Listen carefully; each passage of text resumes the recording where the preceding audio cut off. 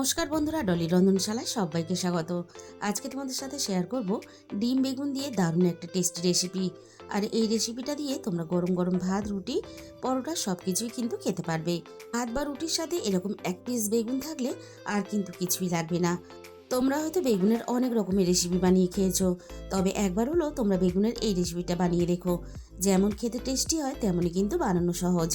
আর এই রান্নার জন্য আমি এখানে একটা মাঝারি সাইজের বেগুন নিয়েছি। আর বেগুনটাকে ঠিক আমি যেভাবে কাটছি ঠিক কিন্তু এইভাবে বেগুনটাকে কেটে নিতে হবে। একটু বড় সাইজ রেখে আমি প্রথমে গোল করে কেটে নিলাম। এবারে আমি বেগুনটাকে মাঝখান থেকে এইভাবে দু টুকরো করে নেব। এইভাবে কেটে নিলে তাহলে মাছের পিসের মতো দেখতে লাগবে আর খেতেও ভালো লাগবে। আর চেষ্টা করবে এরকম একটু কচি বেগুন ব্যবহার করতে। বেগুনের ভিতরে খুব বেশি যেন বড় দানা না থাকে। আমি একটা বাটিতে পরিষ্কার জল নিয়ে নিলাম। এবার এই জলের মধ্যে দিয়ে দেব অল্প একটু লবণ। এবার আমি কাটা বেগুনগুলোকে এই লবণ জলের মধ্যে ভিজিয়ে রেখে দেব। বাকি কাজগুলো আমি যতক্ষণ করব ঠিক ততক্ষণই আমি ভিজিয়ে রেখে দেব।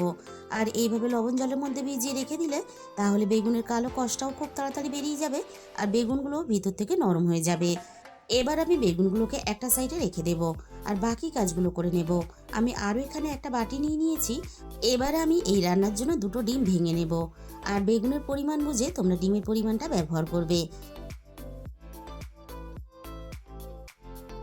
এবারে আমি ডিমের মধ্যে দিয়ে দেব স্বাদ মতো লবণ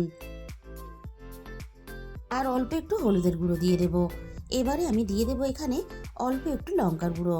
অল্প একটু লঙ্কার গুঁড়ো দিলে তাহলে খেতে বেশ ভালো লাগবে। এবার আমি মশলাটা ডিমের সাথে খুব ভালোভাবে ফেটিয়ে নেব। আর এই কাজটা কাঁটা চামচ দিয়েই করার চেষ্টা করবে, তাহলে খুব সুন্দরভাবে মশলাটা ডিমের সাথে ফেটিয়ে যাবে।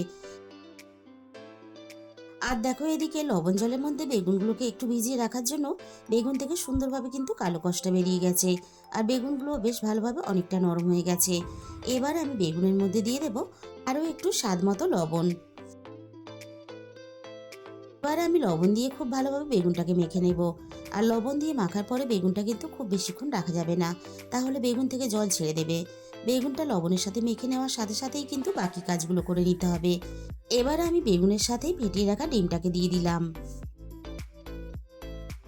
ডিমের সাথেই আমি দিয়ে দেব ছোট বাটির এক বাটি বেসন। তবে খুব বেশি কিন্তু বেসন ব্যবহার করা যাবে না, তাহলে ডিমের স্বাদটা নষ্ট হয়ে যাবে আর বেসনের স্বাদটা চলে আসবে। এবার আমি ডিম আর বেসনটা বেগুনের সাথে খুব ভালোভাবে মেখে নেব। আর এই কাজটা বড় চামচ দিয়ে করতে আমার একটু অসুবিধা হচ্ছিল, তাই আমি হাত দিয়ে খুব ভালোভাবে সবকিছু মেখে নেব।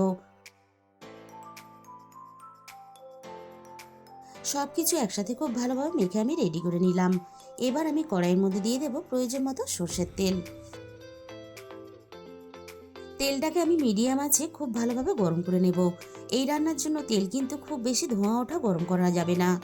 এবার আমি একে একে দেখো চামচের সাহায্যে বেগুনগুলোকে তেলের মধ্যে দিয়ে দেব। তেল যদি খুব বেশি গরম হয়ে যায় তাহলে উপর থেকে বেগুনগুলো ভাজা হয়ে যাবে আর ভেতরটা কিন্তু কাঁচা থেকে যাবে। তাই বেগুনগুলো ভাজার সময় গ্যাসের ফ্লেমটা মিডিয়াম টু লোতে রেখে ভেজে নিতে হবে। সবগুলো বেগুন আমি ঠিক একইভাবে তেলের মধ্যে দিয়ে দেব ভাজার জন্য। আর বাকি যেটুকু ব্যাটার আছে আমি এইভাবে বেগুনের উপর দিয়ে অল্প অল্প করে দিয়ে দেব।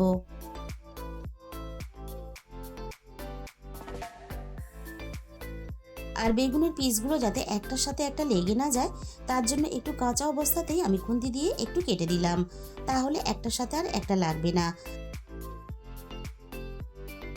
একটা সাইড আমি বেগুনের বেশ ভালোভাবে ভেজে নিয়েছি, অপর সাইডটা ঠিক একইভাবে ভাজার জন্য আমি সবগুলো বেগুন এইভাবে উল্টে দেব।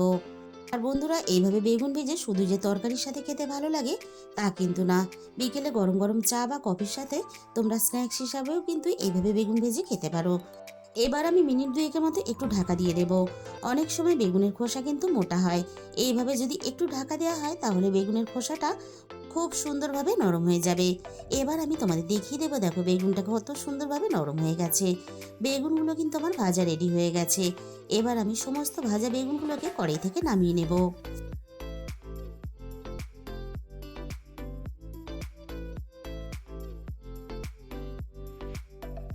বেগুন ভাজার পরে কড়াইয়ের মধ্যে বাকি যেটুকু তেল আছে এই তেলেই কিন্তু আমি বাকি রান্নাটা করে নেব। এবার আমি তেলের মধ্যে দিয়ে দিলাম বেশ কিছুটা পেঁয়াজ কুচি। এবার আমি পেঁয়াজটাকে ভেজে একটু নরম করে নেব। পেঁয়াজগুলো দেখো বেশ ভালোভাবে নরমও হয়ে গেছে আর পেঁয়াজের গায়ে একটা সুন্দর ভাজার কালার চলে এসেছে। এবারে আমি পেঁয়াজের সাথে 7-8 কোয়ার মতো গোটা রসুন দিয়ে দিলাম। এবারে আমি পেঁয়াজের সাথে রসুনটাকে একটু হালকা নাড়াচাড়া করে ভেজে নেব, রসুনের কাঁচা গন্ধটা চলে যাওয়া পর্যন্ত। আমি আবারও রান্নার প্রয়োজন মতো অল্প একটু থেতো করা রসুন দিয়ে দিলাম, আর সাথেই আমি এখানে দিয়ে দেব অল্প একটু আদা বাটা। এবারে আমি পেঁয়াজের সাথে রসুন আর আদা বাটাটা নাড়াচাড়া করে একটু কষিয়ে নেব, আদা রসুনের কাঁচা গন্ধটা চলে যাওয়া পর্যন্ত। আদা রসুনটা বেশ ভাজা ভাজা করে নিয়েছি। এবার আমি এখানে দিয়ে দেব অল্প একটু জল, যাতে রান্নার গুঁড়ো মশলাগুলো দেওয়ার সাথে সাথে পুড়ে না যায়। আর রসুনটাকে আমি রান্নার মধ্যে থেতো করে দিয়েছি, তোমরা চাইলে কিন্তু বেটেও দিতে পারো। এবার আমি একে একে রান্নার গুঁড়ো মশলাগুলো দিয়ে দেব।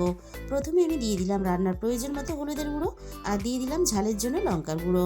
আর এই রান্নাটা একটু ঝাল ঝাল হলে খেতে বেশি ভালো লাগবে, তবে ঝালের পরিমাণটা অবশ্যই নিজেদের স্বাদ মতো ব্যবহার করবে।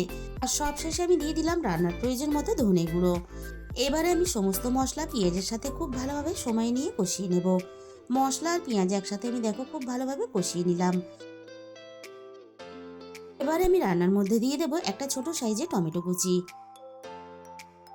আর টমেটোর সাথেই আমি রান্নার স্বাদ মতো লবণটা দিয়ে দিলাম। এই সময় লবণটা দিলে তাহলে টমেটোটা খুব তাড়াতাড়ি নরম হয়ে যাবে। এবার আমি টমেটোটা সব কিছুর সাথে নাড়াচাড়া করে একটু কষিয়ে নরম করে নেব। টমেটোটা খুব ভালোভাবে কষিয়ে নিয়েছি, আর দেখো মশলা থেকে সুন্দরভাবে তেলটাও ছাড়তে শুরু করে দিয়েছে। এবারে আমি গ্রেভির জন্য প্রয়োজন মতো জল দিয়ে দেব।